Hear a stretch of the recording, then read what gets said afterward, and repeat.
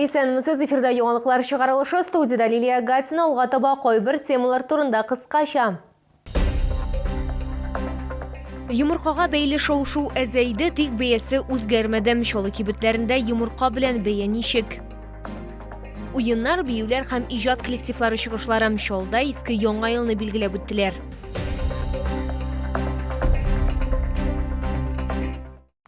Бәйрәмнәр үтте, йомыркага бәйле шау-шу әзәйде. Әмнә аларның бәясе үзгәрмәде дип билгеләп үтә сатып алучылар. Йомырканың бистәсе 100 сумнан артык тәшкил итә. Төркиядән беренче партия шолга килеп җитә алмады. Бүген хезмәттәшебез шәһәр кибетләренең берсендә бәяләрне күзәтеп кайтты. Росптицасоюзда тауык йомыркасына бәяләрне төшереп булмый дип хәбәр иттеләр. Төркия һәм Азербайҗанның импортта ярдәм итә алмый. Чөнки сатып алу бәяләре илдәге продукциядән түбән билгеләнмәгән. Чалыга килгәндә кибет киштәләрендә Россия җитештерүчеләренең товарлары гына бар, сатып алучылар исә бәяләрнең төшүен сизмәүләрен белдерә. Но если раньше было 70, что сейчас 130, как это? Конечно, дорогие. Ну, явно дороже, конечно, явно дороже. В принципе, подъемные. Ничего страшного. Одно яичко 13 рублей. Тауык йомыркасының кыйммәт булуына карамастан сатып алучылар бу продукттан баш тартмыйлар. Кайберәүләр исә аны азрак куллана башлаган. Кибеттә бик кергә тырышмыйбыз күк ярдына. Чөнки бик кыйбат. Яйца покупаем как обычно. Ну, яйца, естественно, дороже стали. Ну, а куда деваться, все равно же кушать хочется. Шул ук вакытта Азербайҗанның тауык йомыркасы импорты арта. Россельхознадзор мәгълүматлары буенча Россиягә 918 мең тонна чираттагы партия кертелгән. 19 декабрьдән башлап 2 миллионнан артык тауык йомыркасы китерелгән. Лилия Гатина, Эльмира Гайнетдинова, Ленар Султанов, яңалыклар. Өне өчен һәркемгә домофоннар куелмый. Бу сорауны 26-да 15 йортында яшәүчеләр бирә. Гомум йорт милкен яңарту буенча эшләр узган ел башланды. Ләкин инновация барсына да барып җитмәде. Һәр подъезд аша иске домофоннар калган. Аларны һәркем ача ала, шуңа күрә аларны вандаллардан саклау авыр ди шолалар. Тулырак калдагы минутларда. Валерий Кранаев 26-да 15 йортында нибары бер ай гына яши, әмма инновацияләр булмауның уңайсызлыгын ул инде сизгәндә. Моңа кадәр ул акыллы домофон урнаштырылган йортта яшәгән. Ачкычларны онытып калдырса да ишекне ача алган, кем килгәнен һәр вакыт күреп торган. Тот лучше срабатывает. У него очень большая программа.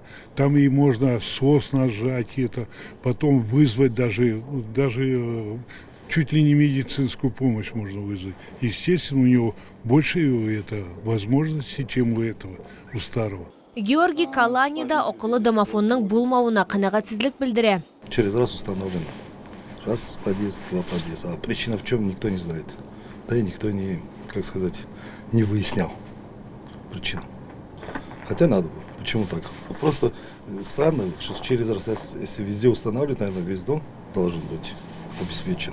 А если нет, так и у кого нет. 40 подъездның 30-ында домофоннар инде алыштырылган, эшне дәвам итү планлаштырыла. Работы в подъезде номер 30 запланированы на январь текущего года. Жители еще 5 подъездов, с учетом постановки на обслуживание МУП ДСГ в конце прошлого года, смогут пользоваться сервисом МУП на домофонах уже в следующем месяце. Калган подъездларда цифрлы домофоннар урнаштыру мәсьәләсе буенча торакчыларга идарәче компанияга мөрәҗәгать итәргә киңәш ителә. Ул алар исеменнән ДСГ белән домофоннарга хезмәт күрсәтү турында килешү төзергә тиеш. Лилия Гатина, Яна Вальдю, Ленар Султанов, яңалыклар. Жан җылысы белән уртаклашалар. 5-нче балалар техник иҗат үзәгендә тәрбияләнүчеләр Паташов исемендәге техник колледж студентлары белән берлектә сугышчыга җылылык бүләк ит акциясында катнаштылар. Шулар парафин, тимер банкалар сатып алган һәм картоннан шаблоннар кискән. Шулай ук яшь активистлар хәрбиләр өчен хатлар язалар. Бу процессны безнең төшерү төркеме дә күзәтте. Азат Гагохи солдатларга ярдәм итү өчен килгән. Ул шулай ук окоп шәмнәре ясау техникасын тиз өйрәнә һәм хәрбиләргә хат та язды. Иң кыены картоннан шаблонны кул белән кисү иде дип уртаклашты Азат. Чтобы когда они приехали, встретили своих родных, что их ждут, что они смогут вернуться, чтобы жили они еще очень долго. Еще написал то, что они в 2024 году узнавали новое. Наталья Мартынова белән бергә эшләгән хезмәттәше турында сөйли. Ул медицина хезмәткәре, узган елның маеннан бирле хәрби зонада. Аңа чаллы кызыннан хат килә һәм гаҗәпкә каршы алар күршеләр булып чыга. Она была очень благодарна девочке из 14-го комплекса, который живет прямо рядышком с ней, оказывается. И вот это письмо ее до такой степени растрогало, что она говорит, я прям расплакалась. Я сама сейчас вот расплачусь, когда ее это слушала.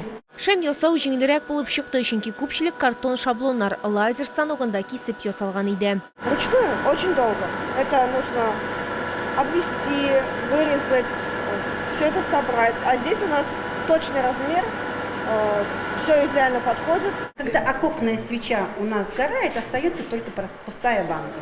И мы предлагаем еще дополнительный блок, баночку не выкидывать, а дополнительный блок еще вставить в эту банку и еще раз использовать. Мондый шәм 5 сәгать янып тора, укучыларның күңелгә үтеп керерлек хатлары сугышчыларның җаннарында җылытачак. Лилия Гатина, Яна Вальдю, Ленар Султанов, яңалыклар.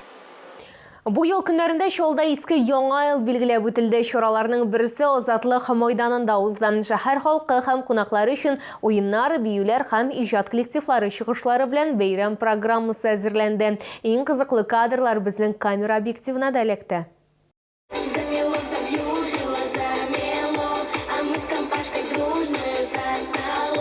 Гөлнара Ямалдинова кызы белән бәйрәм чараларын калдырмаска тырыша. Шәһәрдәшләр өчен уеннар һәм биюләр белән кызыклы күңел ачу программасы әзерләнгән. Чаллы сүзләренчә, чыршы янына барып кайтканнан соң, алар туганнары белән бергә иске яңа елны билгеләп үтәргә җыелалар. Без яңа елны туганнар, дуслар белән керәбез. Тәмле, матур ризыклар пешерәбез, бәлеш пешерәбез. Шулай үтә яңа ел.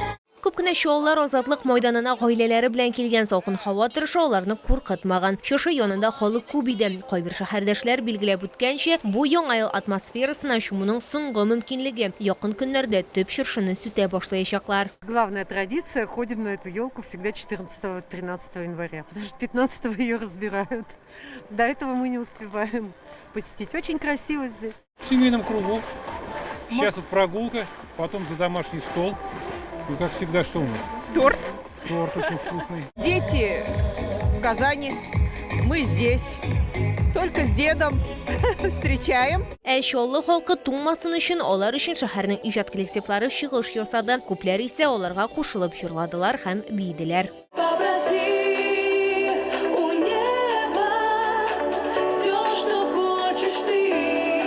Лилия Гатина, Яна Вальдю, Ленар Султанов, яңалыклар.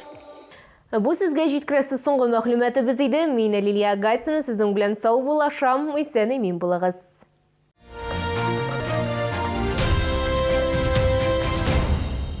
Комфортное лечение зубов по доступным ценам. Стоматология «Улыбка». 54 62 31.